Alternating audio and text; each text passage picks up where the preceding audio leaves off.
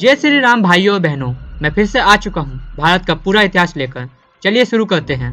ईसा मसीह से लगभग 321 साल पहले भारत के ऐतिहासिक सम्राट और मौर्य राजवंश के संस्थापक चंद्रगुप्त मौर्य थे।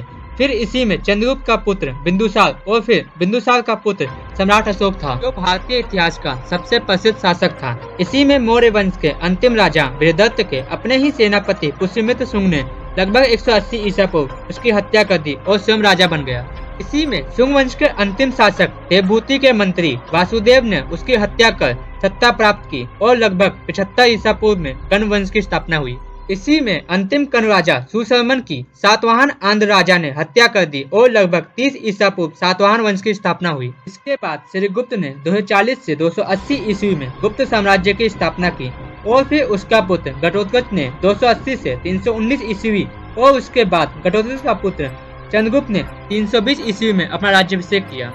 चंद्रगुप्त प्रथम को गुप्त युग का वास्तविक संस्थापक माना जाता है। इसके बाद कई वंश और राजा आए, जिनमें हर्षवर्धन, जयसिम्हा, विक्रमादित्य फिफ्थ, हरिश्चंद्र प्रतिहार, नागभट्ट, चंद्र आदि कई राजाओं ने राज्य किया। और फिर आते हैं पृथ्वीराज चौहान। माना जाता है कि पृथ्वीराज चौहान अंतिम हिंदू राजा थे। इन्होंने मुस्लिम शासक मोहम्मद गौरी को 17 बार हराया, लेकिन उन्होंने मोहम्मद गौरी को हमेशा माफ कर दिया और छोड़ दिया। 18वीं बार मोहम्मद गौरी ने जयचंद की मदद ली और युद्ध में पृथ्वीराज चौहान को हरा दिया। इसके बाद उन्हें बंदी बना लिया गया और उनकी आंखें निकाल ली। फिर भी पृथ्वीराज चौहान ने मोहम्मद गौरी को मार दिया, लेकिन दुख की बात यह है कि इसके बाद पृथ्वीराज चौहान और उनके मित्र चंद्रदाई भी मर गए। फिर मुगल साम्राज्य की स्थापना 1526 में बाबर ने की थी, लेकिन मुगल साम्राज्य को टक्कर देने और उन्हें हराने के लिए कई महान राजा जैसे छत्रपति शिवाजी, महाराणा प्रताप, संभाजी, शेरशाह सूरी, गुरु गोविंद सिंह आदि कई राजाओं ने मुगलों को धूल चटाने का काम किया। मुगल साम्राज्य में कुल 19 बादशाह हुए, जिनमें मुगलों का अंतिम शासक बहादुर शाह जफर था।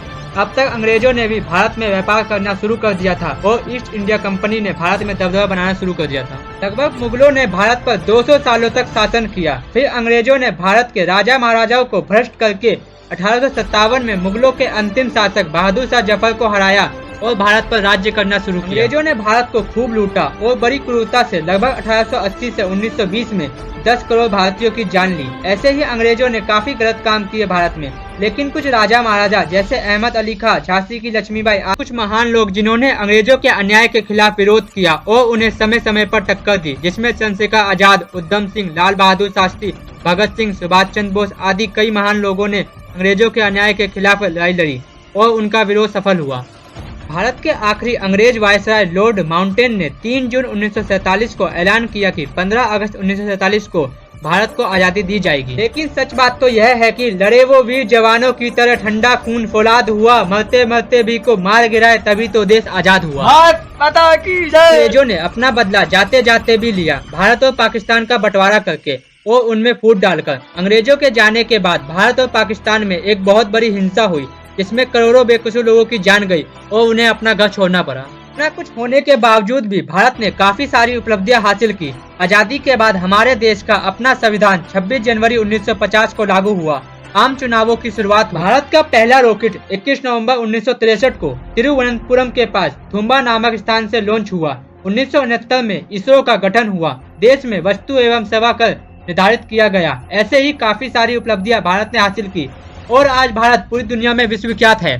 चलो आजादी के लिए एक शपथ लेते हैं। आजादी का जोश कभी कम ना होने देंगे। जब भी जरूरत पड़ेगी देश के लिए जान लुटा देंगे, क्योंकि भारत देश है हमारा। अब दोबारा इस पर कोई आंच ना आने देंगे। जय हिंद, जय भारत।